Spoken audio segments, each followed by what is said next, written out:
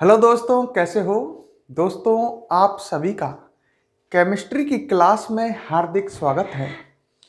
दोस्तों, मेरा नाम संतोष साहू है और हम पढ़ रहे हैं 11th क्लास की केमिस्ट्री का चैप्टर नंबर 3, जिसका नाम है आवर्त सारणी।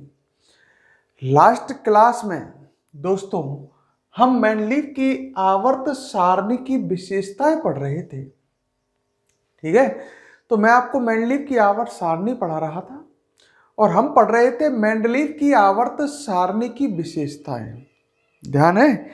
हाँ, कुछ विशेषताएं मैं बता के गया था कि जो मेंडलीव की आवर्त सारणी थी उसमें वर्ग कितने थे। मेंडलीव की आवर्त सारणी में 8 वर्ग थे, जिन्हें रोमन संख्या में दर्शाया गया था। पिछली क्लास को मैं रिपीट कर रहा हूं कि मेंडलीव की आवर्त सारणी में 8 वर्ग थे, जिन्हें रोमन संख्या में दर्शाया था। रोमन संख्या समझ गए, ऐसे फर्स्ट, सेकंड, थर्ड, इस तरह से। तो मेंडलीव की आवर्त सारणी में 8 वर्ग थे, जिन्हें रोमन संख्या में दर्शाया गया था।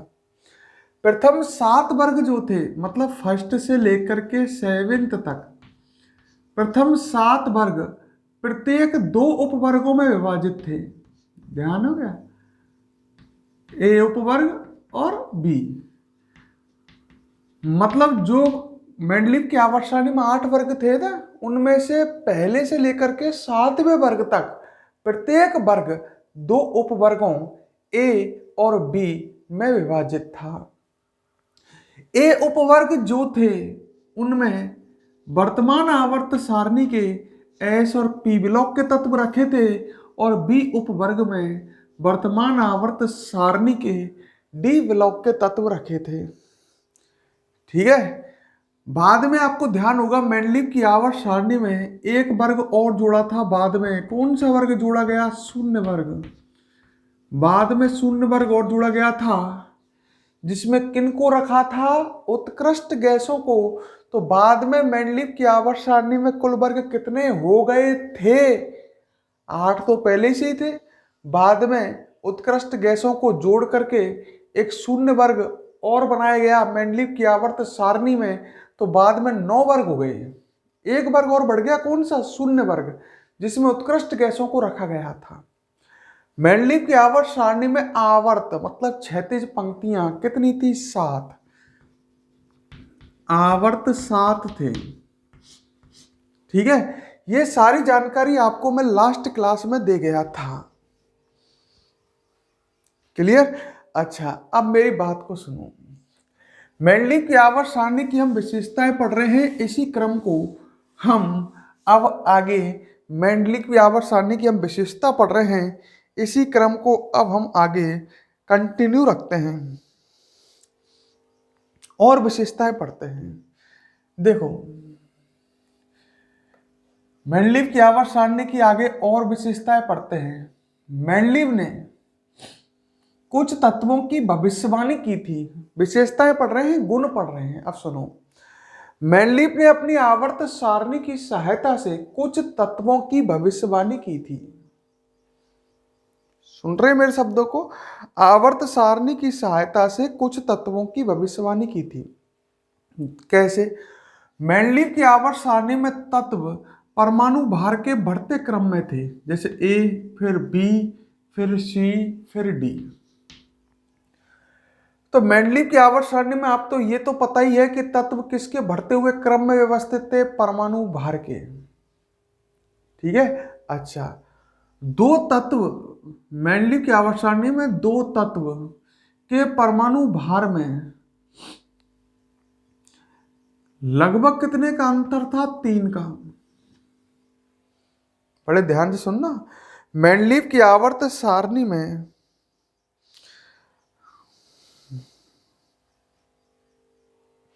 दो क्रमागत तत्वों के परमाणु भार में अधिकतम 3 का अंतर था। जैसे मैंने तत्वों को परमाणु भार के बढ़ते क्रम में लिख दिया, तो दो क्रमागत तत्व, क्रमागत मतलब समझ गए, वह और उससे अगले वाला तत्व के परमाणु भार में अधिकतम कितना अंतर था? 3 का। जहां उसे परमाणु भार में अंतर 3 से अधिक मिला, जैसे मान लो सी और डी के बीच में उसे परमाणु भार का अंतर मिला 6 का, तो उसने यहां पर एक नए तत्व की क्या कर दी, भविष्यवाणी कि इनके बीच में एक नया तत्व आएगा। खुद ही सोचो, आप नहीं कर सकते थे क्या? जैसे आप एक सारणी बनाओ, बड़े ध्यान से सुनना। मान लो आप एक सारणी बनाओ और इस सारणी में आप तत्वों को परमाणु भार के बढ़ते क्रम में लिख रहे हैं, जैसे बेरिलियम, बोरोन, नाइट्रोजन, ऐसे तत्वों को परमाणु भार के बढ़ते हुए क्रम में लिख रहे हो। अब तुमने देखा कि बेरिलियम से मैं बोरोन पर जाता हूं तो परमाणु भार में अधिकतम 3 का अंतर, बोरोन से कार्बन पर जाता हूं तो अधिकतम 3 का अंतर, परमाणु भार में मैक्सिमम कितने का अंतर, 3 का। जहां अंतर आपको 3 से अधिक लगेगा वहां आप खुद नहीं सोच सकते क्या कि यहां भी कोई ना कोई एक तत्व और आएगा। जैसे मान लो यहां पर परमाणु भार के अंतर 3 से अधिक है, तो आप कह सकते हो ना कि यहां पर भी कोई ना कोई तत्व आएगा। तो मेंडलीव ने यही काम किया। मेंडलीव ने भाई जो भी उस समय के तत्व थे, उस समय जो तत्व ज्ञात थे 1865 में, 1869 में जो उस समय ज्ञात तत्व थे, उन्हें मेंडलीव ने परमाणु भार के बढ़ते क्रम में लिखा। जहां उसे अंतर 3 से अधिक मिला, वहां उसने घोषणा की कि यहां पर एक नया तत्व और आएगा। तो मेंडलीव ने अपनी आवर्त सारणी की सहायता से कुछ तत्वों की क्या की थी, भविष्यवाणी। मेंडलीव की आवर्त सारणी में 2 क्रमागत तत्वों के परमाणु भार में अधिकतम अंतर 3 का था। जहां यह अंतर उसे 3 से अधिक मिला, वहां उसने एक नए तत्व की क्या कर दी, भविष्यवाणी। भाई उसकी आवर्त सारणी में 2 क्रमागत तत्व, क्रमागत मतलब कोई तत्व और उससे अगला तत्व के परमाणु भार में मैक्सिमम 3 का अंतर था। जब 3 से अधिक अंतर मिल रहा था, वो ये सोच गया वहां पर कि यह एक तत्व और आएगा कोई। खुद के दिमाग से सोचो। तो इस तरह से आप याद रखें, मेंडलीव ने इन 4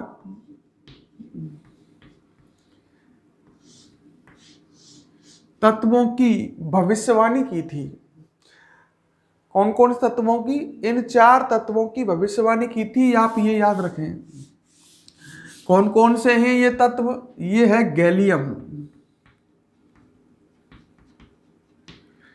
ये है स्कैंडियम, ये आपको याद रखना है, स्कैंडियम, ये है जर्मेनियम। ये 4 तत्व है जिनके मैं आपको नाम बता रहा हूं। और ये है टेक्नीशियम। तो कोई आपसे पूछे कि मेंडलीव ने किन किन तत्वों की भविष्यवाणी की थी, इन तत्वों की भविष्यवाणी की थी, मतलब अपनी आवर्त सारणी में इन तत्वों का स्थान क्या रख दिया था, खाली।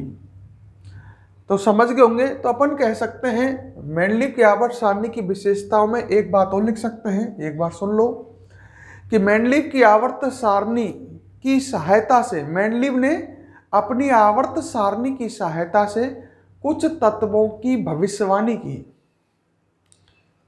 सही है। अपन आगे लिख सकते हैं कि मेंडलीव की आवर्त सारणी में 2 क्रमागत तत्वों के परमाणु भार में अधिकतम 3 का अंतर था। जहां मेंडलीव को यह अंतर 3 से अधिक मिला, वहां मेंडलीव ने एक नए, मतलब समझ गए, जहां अंतर 3 से अधिक मिला वहां एक नए तत्व की क्या की, भविष्यवाणी। और मेंडलीव ने इन 4 तत्वों की भविष्यवाणी की थी। ये आपको याद रखना है। पेपर में, कंपटीशन एग्जाम में आपसे पूछ लेता है। इसको ट्रिक से भी याद रख सकते हैं। देखो ट्रिक बना देता हूं मैं, याद करने में आसान रहेगी। गंगा जीए से जमुना तक, गंगा से जमुना तक, आप इसके याद रहेंगे। गंगा का मतलब जीए, से का मतलब स्कैंडियम, जमुना जीई और तक। तो इस ट्रिक से आप इन्हें याद रख सकते हैं, गंगा से जमुना तक। तो मेंडलीव ने इन 4 तत्वों की क्या की थी, भविष्यवाणी। तो उसी टॉपिक को जो आप कल पढ़ रहे थे उसको कंटिन्यू आगे बढ़ाएं, नीचे तीर का चिन्ह लगाएं और इसमें लिखें। आप, मैं बोल रहा हूं जो, देखो मेंडलीव ने अपनी आवर्त सारणी की सहायता से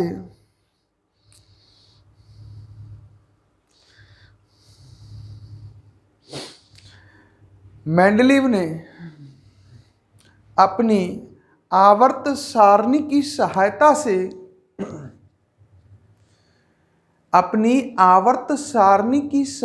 से कुछ तत्वों के परमाणु भार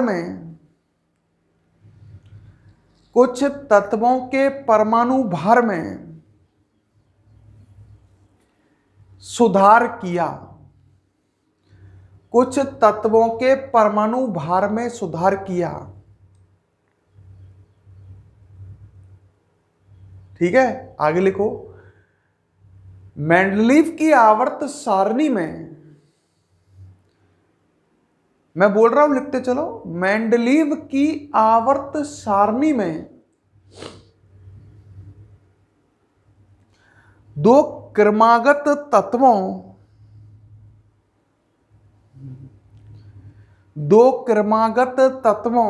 के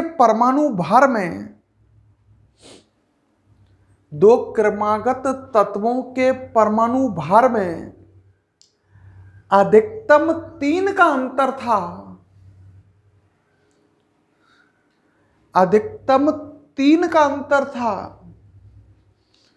दो क्रमागत समझ गए, खुद और खुद से अगले। अधिकतम 3 का अंतर था परमाणु भार में। क्लियर? आगे लिखो। जहां मेंडलीव को यह अंतर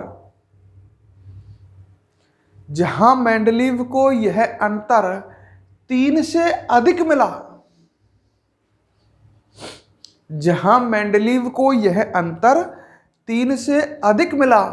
वहां मेंडलीव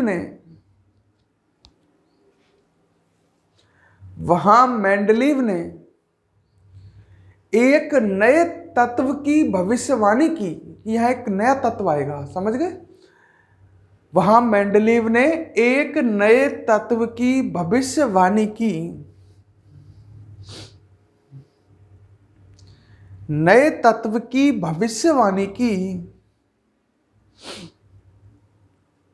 याद रखना, यह मेंडलीव की आवर्त सारणी की विशेषता ही है, एक नए तत्व की भविष्यवाणी की। आगे लिखो।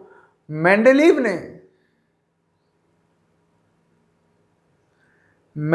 ने निम्न तत्वों की भविष्यवाणी की, और इसको आप बना लो। तो वे कौन कौन से तत्व थे जिनकी भविष्यवाणी की थी? गैलियम, स्कैंडियम, जर्मेनियम और टेक्नीशियम। इन तत्वों की मेंडलीव ने क्या की थी? भविष्यवाणी।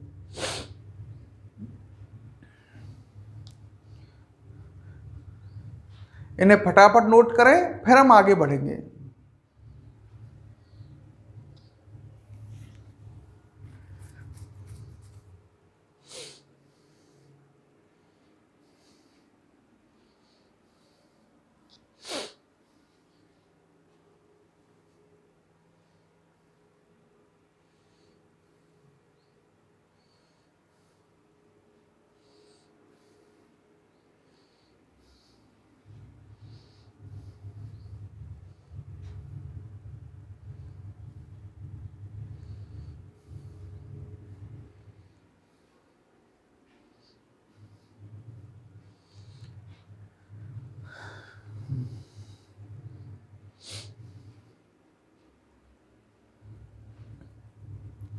लिख लिया? अब आगे सुनो।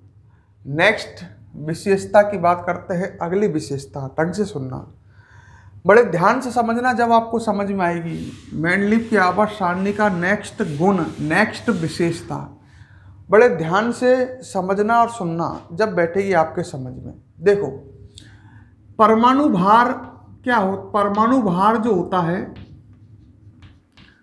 वो बराबर होता है तुल्यांकी भार इंटू संयोजकता। बड़े ध्यान समझना, कुछ नया चीज आई है आपके लिए, समझने की कोशिश करना। मतलब ये परमाणु भार ज्ञात करने का सूत्र है। परमाणु भार ऐसे निकालते थे, पहले की बात कर रहा हूं मैं, पहले 1869-70 के आसपास, जब मेंडलीव की आवर्त सारणी आई थी। तो परमाणु भार जो होता था तुल्यांकी भार और संयोजकता का गुणनफल होता था।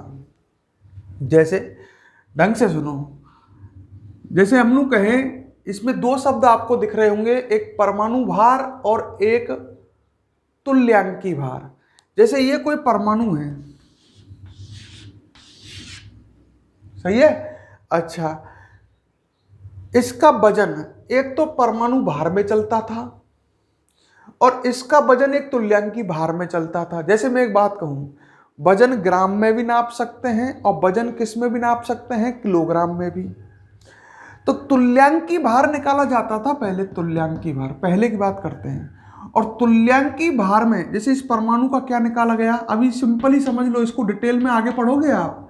तुल्यांकी भार, इस परमाणु का तुल्यांकी भार निकाला और इसमें इस परमाणु की संयोजकता की गुणा करा, तब जाकर के निकल के आएगा कौन, परमाणु भार, परमाणु का वजन। तो तुल्यांकी भार में संयोजकता का गुणा करके सिंपली समझे अपन, परमाणु भार निकलता था।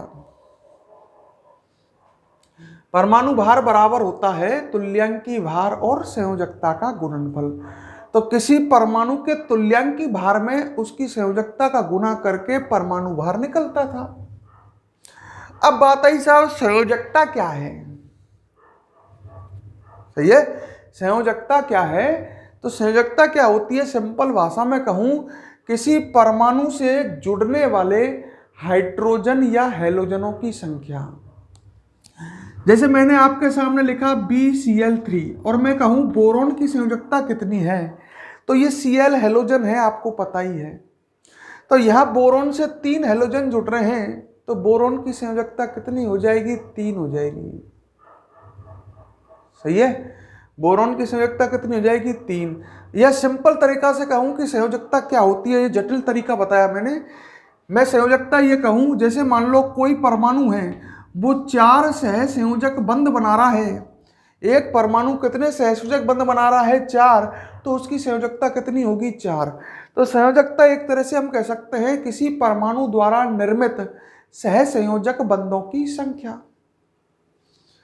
किसी परमाणु द्वारा निर्मित सहसंयोजक बंधों की संख्या क्या कहलाती है, संयोजकता कहलाती है। अब एक बात देखना, मेंडलीव की अब आवर्त सारणी की विशेषता पढ़ रहे हैं, वापस यहां आओ।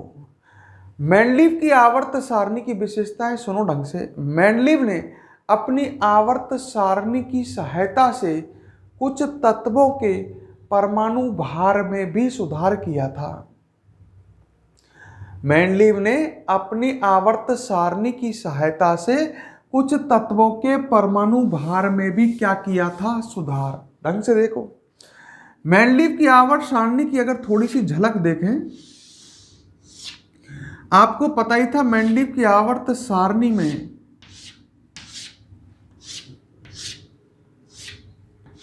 कुल 8 वर्ग थे। 1 2 3 4 5 6 7 8, कुल 8 वर्ग थे। बाद में एक वर्ग और जोड़ दिया गया था, कौन, शून्य वर्ग। बड़े ध्यान से समझना भाई।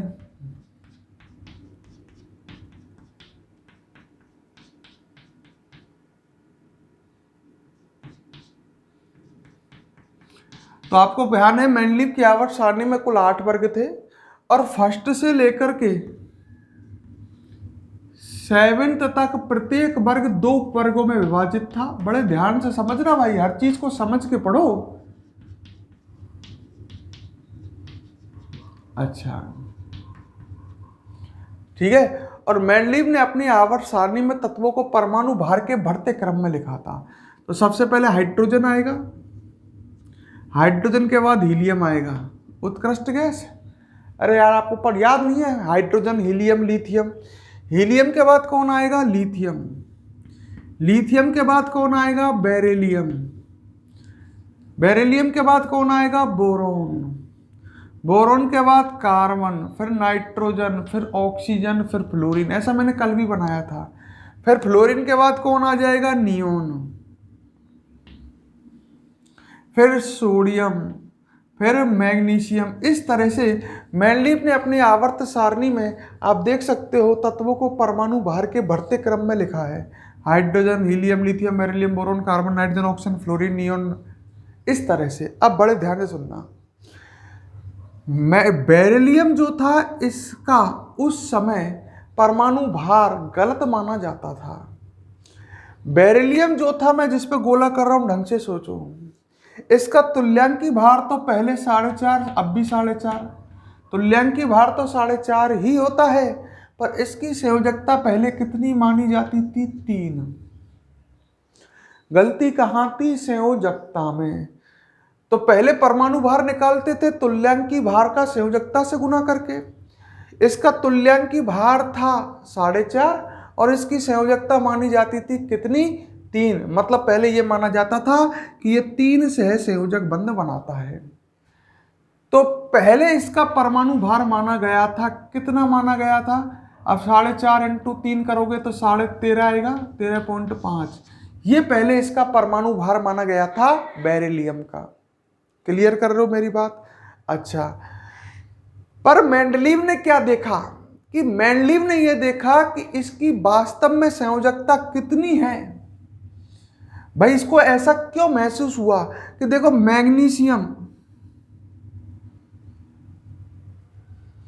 मैग्नीशियम बनाता है MgCl2, आपने सुना होगा कभी। मैग्नीशियम की संयोजकता होती है कितनी? 2। मैग्नीशियम की संयोजकता कितनी होती है? 2।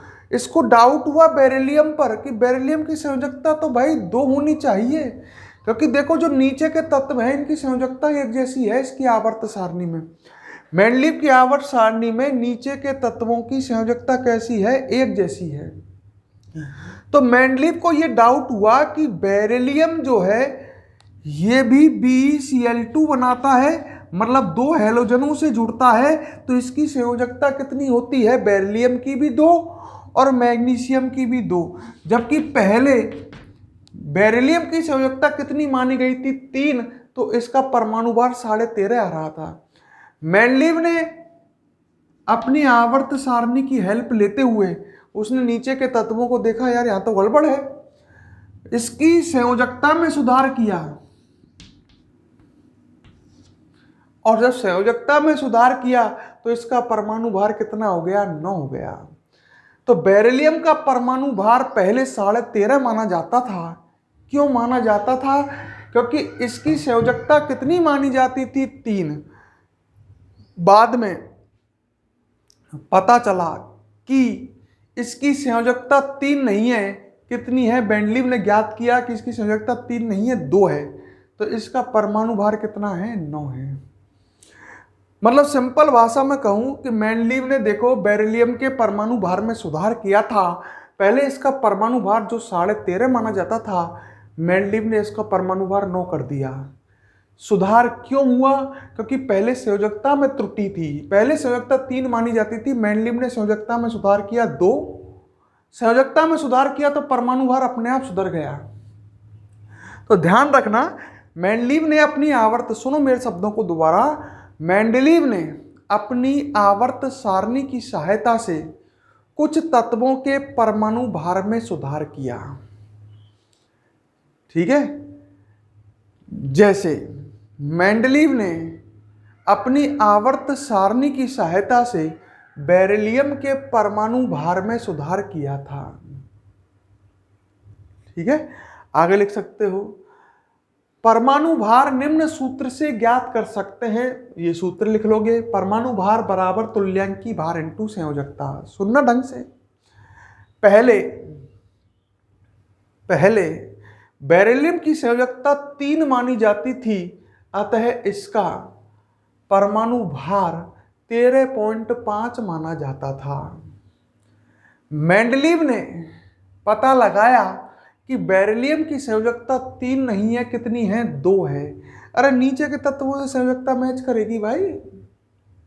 मैग्नीशियम की 2 तो इसको बेरिलियम पर डाउट हो गया, बेरिलियम की भी 2। तो संयोजकता में सुधार किया तो इसका परमाणु भार कितना प्राप्त हुआ? 9। तो परमाणु भार इसका 13.5 से इसने 9 कर दिया। तो इस तरह से कुछ तत्वों के मेंडलीव ने अपनी आवर्त सारणी की सहायता से परमाणु भार में भी सुधार किया। तो इस बात को लिखो नीचे नेक्स्ट लाइन से, लिखो मेंडलीव ने अपनी आवर्त सारणी की सहायता से,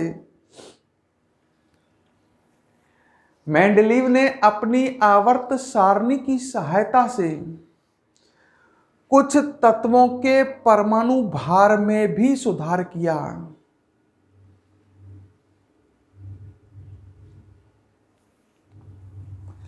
कुछ तत्वों के परमाणु भार में भी सुधार किया।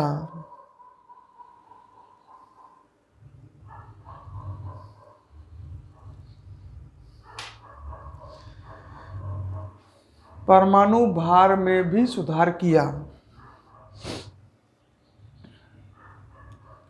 क्लियर? कुछ तत्वों के परमाणु भार में भी क्या किया? सुधार किया।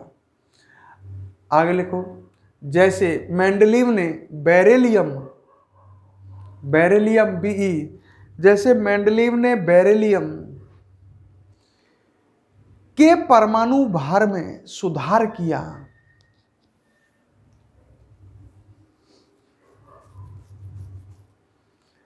बेरिलियम के परमाणु भार में सुधार किया।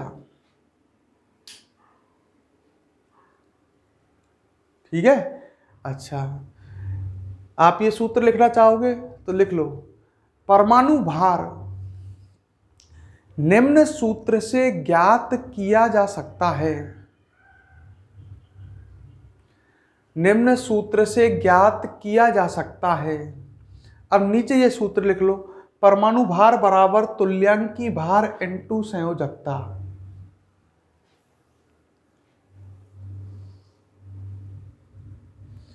परमाणु भार बराबर तुल्यांकी भार इनटू संयोजकता, ये परमाणु भार ज्ञात करने का सूत्र है। ये आगे आएगा, आप पढ़ोगे जब, है ना। तो परमाणु भार बराबर तुल्यांकी भार इनटू संयोजकता लिख लिया। अब लिखो इसमें, बेरिलियम का तुल्यांकी भार 4.5 होता है।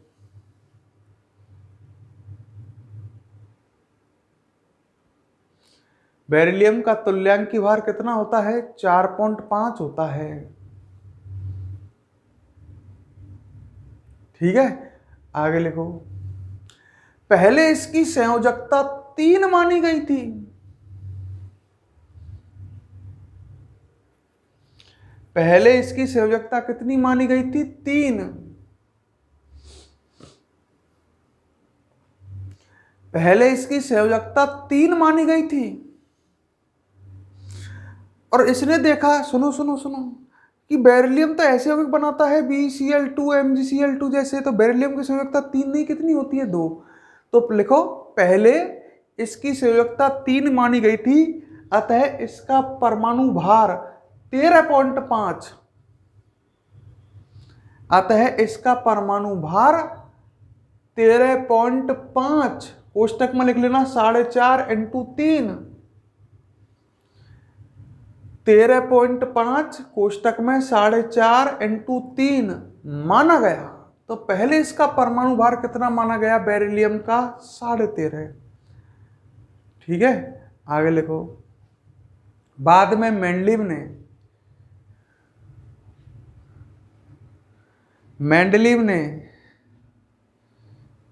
बेरिलियम की संयोजकता में सुधार किया। बेरिलियम की संयोजकता में सुधार किया।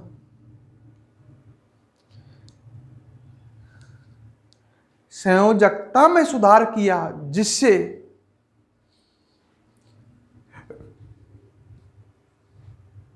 बेरिलियम का परमाणु भार 9, बेरिलियम का परमाणु भार 9, कोष्टक में लिख लेना 4.5 × 2, मतलब संयोजकता 3 से 2 कर दी मेंडलीव ने। परमाणु भार 9, कोष्टक में 4.5 × 2 प्राप्त हुआ। तो इस तरह मेंडलीव ने कुछ तत्वों के परमाणु भार में भी क्या किया था? सुधार किया था। क्लियर?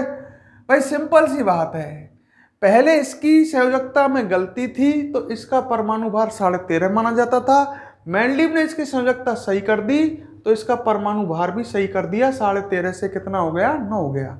तो इस तरह से मेंडलीव ने कुछ तत्वों के परमाणु भार में भी क्या किया था, सुधार। अब बात को आगे समझो, नेक्स्ट टॉपिक, ठीक है। मेंडलीव की आवर्त सारणी के दोष, दोष कह लो या कमी कह लो। तो नेक्स्ट हेडिंग लगाएं, मेंडलीव की आवर्त सारणी के दोष या कमी। पहले तो पढ़ी थी आपने विशेषताएं, अब पढ़ोगे दोष या कमी।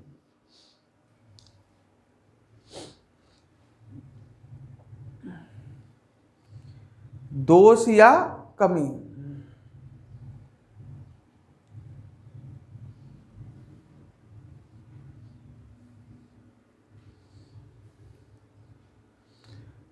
ठीक है, अब मेंडलीव की आवर्त सारणी के दोष देखो या कमी देखो। पहला दोष या कमी, मेंडलीव की आवर्त सारणी में हाइड्रोजन का स्थान निश्चित नहीं था।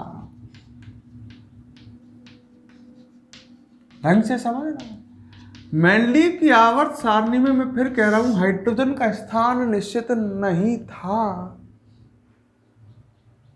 सही है, कैसे नहीं था, देखो हाइड्रोजन दिख रहा है आपको, मेंडलीव की आवर्त सारणी बना रखी है मैंने थोड़ी सी। हाइड्रोजन को यहां पर फर्स्ट ए वर्ग में रखा है। फर्स्ट ए का मतलब समझ गए, पहले वर्ग के ए उपवर्ग में रखा है। कुछ वैज्ञानिकों ने कहा मेंडलीव से कि हाइड्रोजन को साहब यहां रखो, यहां समझ गए, यहां रखो हाइड्रोजन को। मतलब कुछ वैज्ञानिक कह रहे थे मेंडलीव से तो हाइड्रोजन को 7th ए में रखो। किस में रखो, 7th ए में रखो। सही है क्या हमारे लड़के, अब ढंग से समझना। मतलब हाइड्रोजन के संग मेंडलीव ने हाइड्रोजन को यहां रखने का पक्षधर है कि हाइड्रोजन को रखो यहां फर्स्ट ए में, और कुछ वैज्ञानिक कह रहे हैं कि हाइड्रोजन को रखो यहां, क्योंकि हाइड्रोजन जो होता है वो देखो उसके गुण इनसे भी मैच करते हैं। फर्स्ट ए वर्ग में जो ये तत्व है ना, इनसे भी। और 7th ए में हेलोजन है, FClBri, हेलोजन, ध्यान करो ये हेलोजन है, मैंने बताया था। तो हाइड्रोजन के गुण इनसे भी मैच करते हैं। हाइड्रोजन के कुछ गुण इनसे मैच करते हैं, कुछ गुण इनसे मैच करते हैं।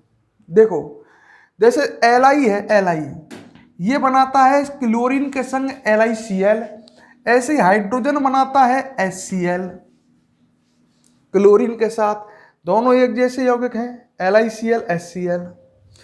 ऐसे ही इधर, अब इधर आ जाओ, हाइड्रोजन अधातु होता है और ये भी सब अधातु हैं। बड़े ध्यान से समझना, ये सब अधातु है, फ्लोरीन, क्लोरीन, ब्रोमीन, आयोडीन और हाइड्रोजन भी अधातु है। तो हाइड्रोजन के गुण इनसे भी मैच करते हैं, और काफी गुण हैं जो इनसे मैच करते हैं। जैसे फ्लोरीन F2 बनाता है, ऐसे ही हाइड्रोजन H2 बनाता है। जैसे क्लोरीन Cl2 बनाता है, हाइड्रोजन H2 बनाता है। तो हाइड्रोजन के गुण इन 7th ए वर्ग, मतलब 7वें वर्ग के ए उपवर्ग के जो तत्व है इनसे भी मैच करते हैं, और इसके गुण इनसे भी मैच करते हैं फर्स्ट ए वर्ग के से। तो मेंडलीव ने ये नहीं कह पाया कि हाइड्रोजन को कहाँ रखें, फर्स्ट ए में रखें, मतलब इनके संग रखें LiNa के साथ, या इनको 7th ए में रखें। कारण समझ जाओ, क्योंकि हाइड्रोजन के गुण इनसे भी मैच कर रहे हैं और इनसे भी मैच कर रहे हैं। हाइड्रोजन की संयोजकता एक होती है HCl, संयोजकता क्या हो सकती है, ऐसे कह सकता हूं किसी से जुड़े हैलोजनों की संख्या। अरे HCl हाइड्रोजन एक ही तो सहसंयोजक बंध बनाता है, तो हाइड्रोजन की संयोजकता एक होती है, और इनकी भी तो संयोजकता एक होता है Cl2। और Cl को देखो ये एक ही तो बंध बना रहा है। अब देखो हाइड्रोजन की संयोजकता एक होती है, एक संयोजकता तो इनकी भी है हैलोजनों की, और इनकी भी संयोजकता 1 है। तो हाइड्रोजन दोनों से समानता दर्शा रहा है, इनसे भी। इनकी संयोजकता भी 1 है, हाइड्रोजन 1 से असंयोजक बंध बनाता है, और क्लोरीन भी 1 से असंयोजक बंध बनाता है, फ्लोरीन भी 1 से असंयोजक बंध बनाता है। तो यहां पर ये अटक गया कि यार मैं क्या करूं, फंस गया कि हाइड्रोजन को स्थान या फर्स्ट ए में दूं कि 7th ए में। तो ये क्लियर इस बात को नहीं बता पाया कि हाइड्रोजन किस स्थान पर रखा है आवर्त सारणी में, फर्स्ट ए में या 7th ए में। फर्स्ट ए में ये जो तत्व हैं आपको मैंने बताए थे, ये क्षार धातु कहलाते हैं, LiNa वगैरह। पहले क्लास पिछली पढ़ा करो, LiNaKRbCS। मतलब हाइड्रोजन क्षार धातुओं से भी गुणों में समानता दर्शाता है और हेलोजनों से भी गुणों में समानता दर्शाता है। अतः मेंडलीव हाइड्रोजन का स्थान निश्चित नहीं कर पाया। तो नंबर 1 डालो इसमें।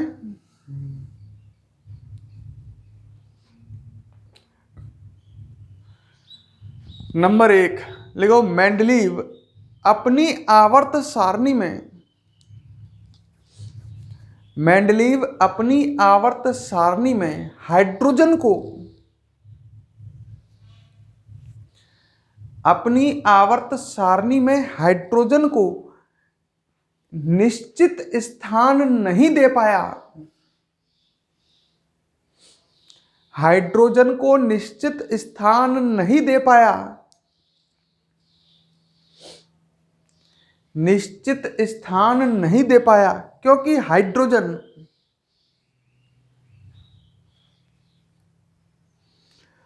फर्स्ट ए वर्ग, फर्स्ट ए का मतलब समझ गए, पहले वर्ग के ए उपवर्ग, समझ गए। क्योंकि हाइड्रोजन फर्स्ट ए वर्ग में उपस्थित क्षार धातुओं,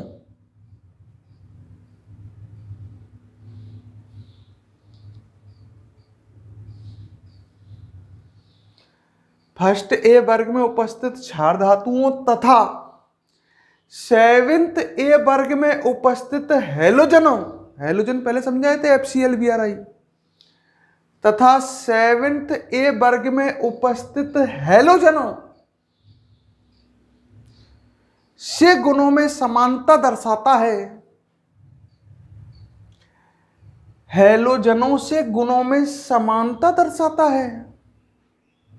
अब रुक जाओ 1 मिनट, यहां तक लिख लिया तो अब हाइड्रोजन की आफत आ गई, इनसे भी समानता, इनसे भी समानता।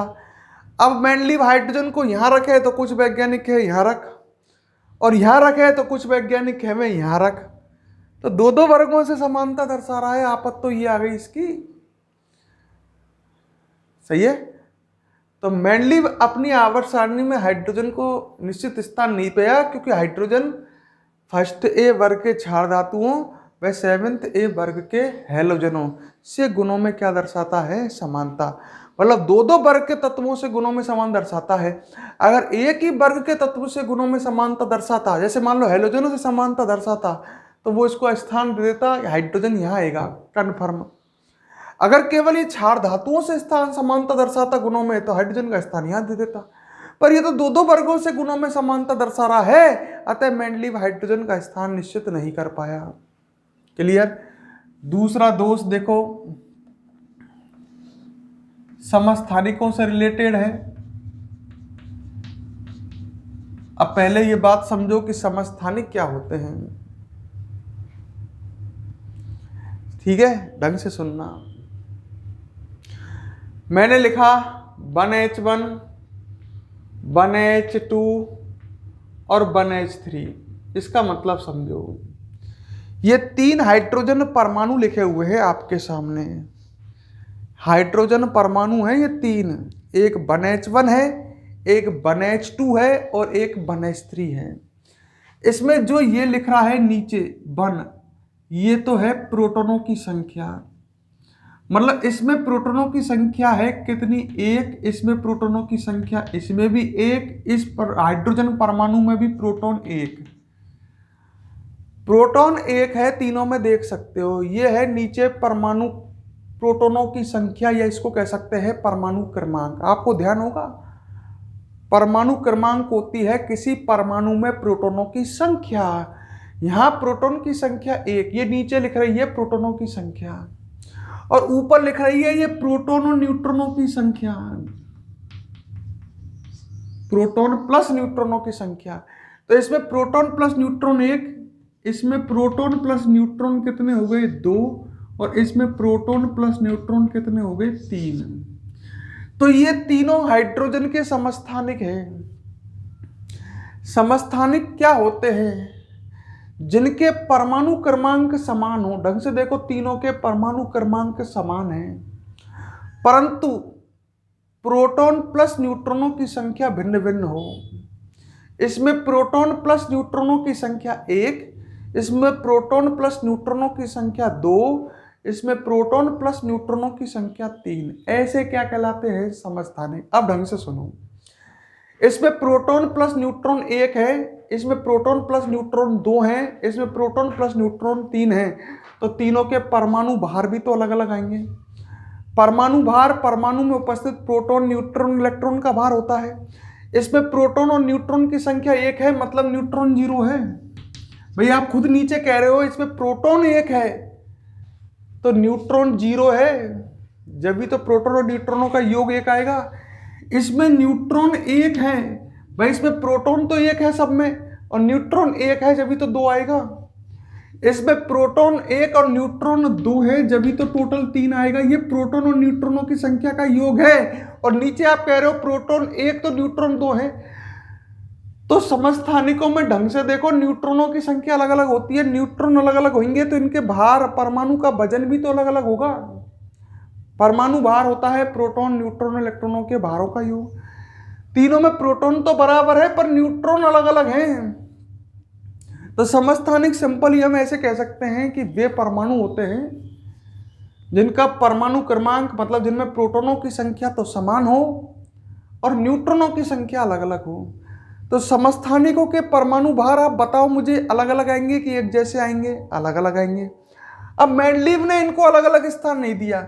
हाइड्रोजन को जैसे उसने यहीं स्थान दे दिया तो यहीं है, या यहीं स्थान दे दिया तो यहीं है, जबकि मेंडलीव ने अपनी आवर्त सारणी को, ढंग से सुनो, मेंडलीव ने अपनी आवर्त सारणी में तत्वों को परमाणु भार के बढ़ते क्रम में लिखा था, और समस्थानिकों के परमाणु भार अलग अलग होते हैं। तो मेंडलीव को अपनी आवर्त सारणी में इन सबको अलग अलग स्थान देना चाहिए था। जैसे कार्बन की बात करें तो कार्बन का समस्थानिक 6C12 भी होता है, 6C13 भी होता है। तो कार्बन का 2 समस्थानिक है, ढंग से समझ लो, 6C12 और 6C13। इसमें प्रोटॉनों की संख्या कितनी है? 6।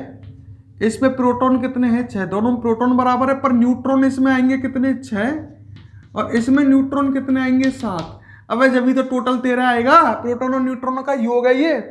अब दोनों में देख सकते हो न्यूट्रॉन अलग अलग होने से दोनों के परमाणु भार अलग अलग होंगे, पर मेंडलीव ने कार्बन को यही स्थान दिया है 4 में, जबकि देखो समस्थानिकों के परमाणु भार अलग अलग हैं तो इनको अलग अलग स्थान देना चाहिए था। पहले यहां 6C12 आना चाहिए था, फिर 6C13। भाई मेंडलीव क्या कह रहा है? मेंडलीव कह रहा है कि मैंने तत्वों को परमाणु भार के बढ़ते क्रम में लिखा है। तो समस्थानिकों के भी तो परमाणु भार अलग अलग होते हैं, समस्थानिकों को भी तो इसको अलग अलग अपनी आवर्त सारणी में लिखना चाहिए था, 6C12, 6C13, पर मेंडलीव ने ऐसा नहीं किया था। है, समस्थानिकों में प्रोटॉन बराबर होते हैं, न्यूट्रॉन अलग अलग होते हैं, तो इनके वजन अलग अलग होते हैं, वजन, परमाणु भार। जब समस्थानिकों के परमाणु भार अलग अलग होते हैं तो मेंडलीव को समस्थानिकों को अपनी आवर्त सारणी में अलग अलग स्थान देना चाहिए था, पर इसने कोई भी समस्थानिकों का जिक्र किया ही नहीं। कहा है हमें समस्थानिक? कहाँ लिख रहे हैं? तो एक कमी और लिखो, नंबर 2 डालो, नंबर 2 लिखो समस्थानिकों के परमाणु भार अलग अलग होते हैं।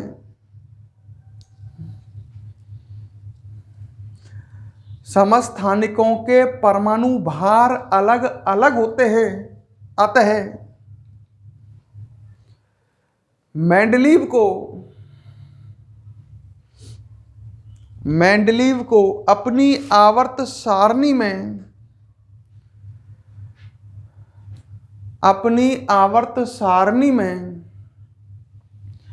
समस्थानिकों को अलग अलग स्थान देना चाहिए था। समस्थानिकों के परमाणु भार अलग अलग होते हैं, तो समस्थानिकों को अलग अलग स्थान देना चाहिए था, अलग अलग स्थान देना चाहिए था, परंतु मेंडलीव ने ऐसा नहीं किया। अर्थात उसने समस्थानिकों को अलग अलग स्थान नहीं दिया। इसने तो समस्थानिकों का ही जिक्र नहीं किया अपनी आवर्त सारणी में। कितनी बड़ी गलती कर दी। अतः परंतु इसने ऐसा नहीं किया। समझ गए? मेंडलीव को अपनी आवर्त सारणी में समस्थानिकों को अलग अलग स्थान देना चाहिए था, क्योंकि इनके परमाणु भार अलग अलग होते हैं, परंतु मेंडलीव ने ऐसा नहीं किया था। ठीक है, ये कंटिन्यू रखेंगे आगे हम दोष को, और अब हम आपसे नेक्स्ट क्लास में मिलेंगे। वीडियो आपको पसंद आई है दोस्तों तो लाइक और कमेंट आप जरूर करें। हमें बताएं किस तरह का हम पढ़ाते हैं, कमेंट जरूर करें।